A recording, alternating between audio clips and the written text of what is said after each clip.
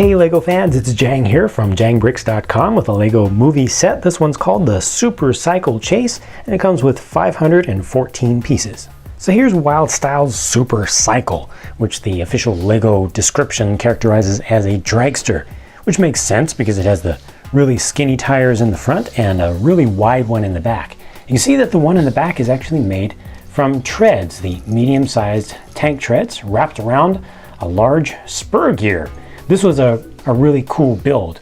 Lots of different techniques, stuff that I've never seen used in a regular minifig scale Lego set. A lot of interesting stuff just to learn from and just to know different ways to experiment with putting different parts together.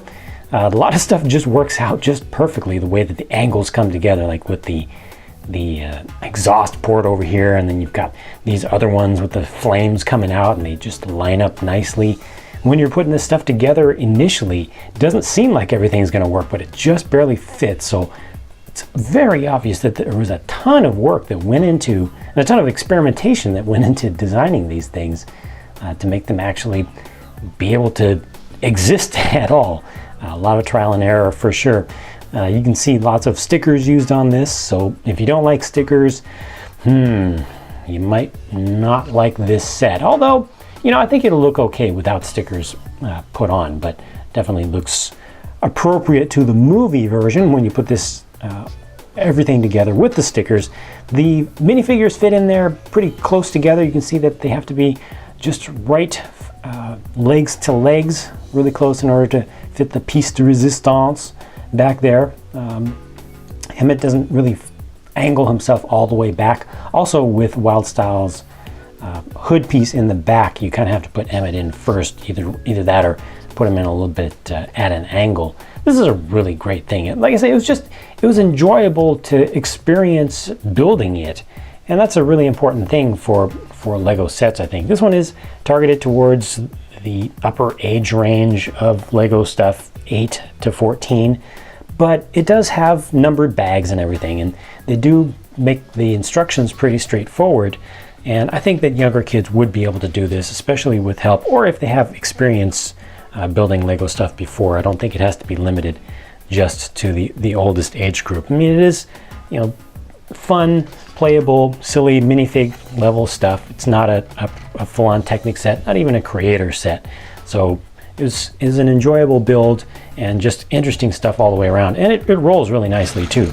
It has surprisingly, because the treads fit very tightly around this large wheel in the back, actually gets a good amount of running distance on it when you give it a good push. And it's pretty stable, even though it's supposed to be a bike, because they've got the 2 tires in the front on these little thin Technic wheels and the wide one in the back. It doesn't fall over, and even if you try to push it over, you've still got these lift arms in the way. So overall, just an enjoyable thing and really interesting. They call this a 4x4 SWAT car, but I'd call it an SUV or truck because the thing is large. Look at the scale compared to a minifig standing right next to it. Yeah, this thing is massive and kind of armored. This all the police things in this series have a little bit of a recent model space police kind of feel to them, to me. Something a little spacey about them, and kind of fits with that theme, the color scheme, and the way that they did some of the vehicles and craft in that. And this, I mean, it's just big and hefty, and it looks like it would be a military vehicle, armored or something, almost like a Humvee style, but a little bit more futuristic. Like you would see this on a space outpost somewhere. Really cool stuff. Huge wheels, and on the back, this opens up, a little trunk here with the exhaust ports right there. This opens up, and you can drop out a big old bunch of dynamite from the back to create, use that basically as a mine. This one also was very interesting to build. It is not built like your standard Lego city vehicles. It is definitely its own unique build. Another interesting experience. Not so difficult, not so many not so many advanced techniques used with this one. A lot of more standard techniques, but they just work out very nicely. Flick fire missiles hidden under here, under the running boards, one on either side. Those pop up like so, and you can just fire those from the sides and they go down very nicely, hidden away. Big light bar on the top. Big hood scoops for what's obviously going to be a huge engine in this thing. What else opens up? Well, the roof opens up, of course. Comes off very easily. It's only attached by a couple studs.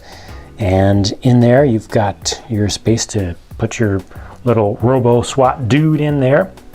If you're careful, I think you can actually make two Robo SWAT dudes fit in there, but it's a little bit of a tight fit. But put the left arm of one down, the right arm of the other one up, and put them next to each other. They actually will fit. So at least you can do two inside of there. That's good. Without those tiles, it actually would have been easier to fit in even more.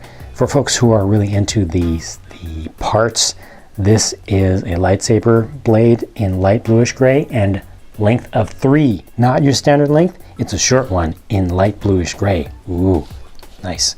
This here is a spike strip that's included with the set that matches what goes on in the movie.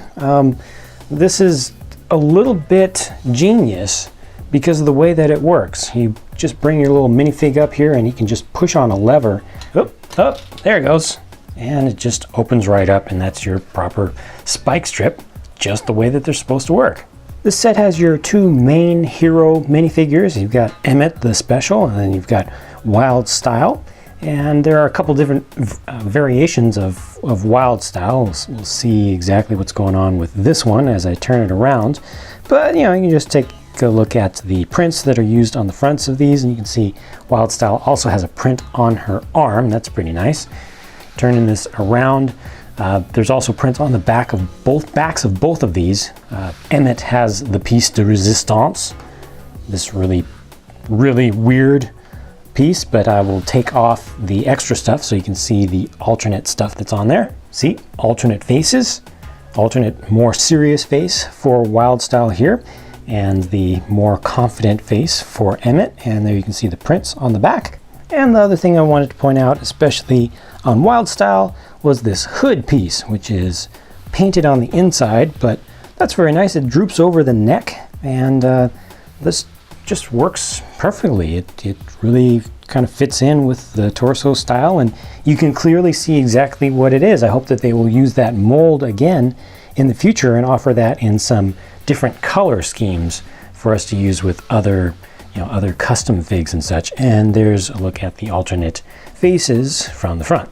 The set has 3 Robo SWAT characters, and they all have the same torsos, same hips, same leg pieces, and the same vests on. And yes, they have these very cool vests which are printed on both sides.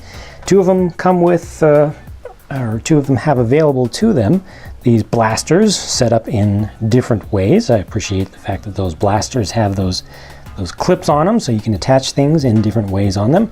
And there are 2 different heads here. So let me just finish showing you these from multiple angles so you can see just what they look like, and then I'll take off the helmet so that you can see the details of the heads a little bit better.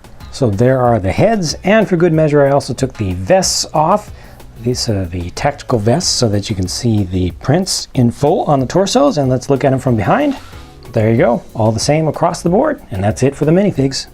This set features some pretty important elements from the movie, so I think that movie fans would really enjoy this set out of all of them. Not to say that any of the others are any worse, but this one is really recognizable with the Super Cycle because that was featured from the very first trailer. It was really used a lot there.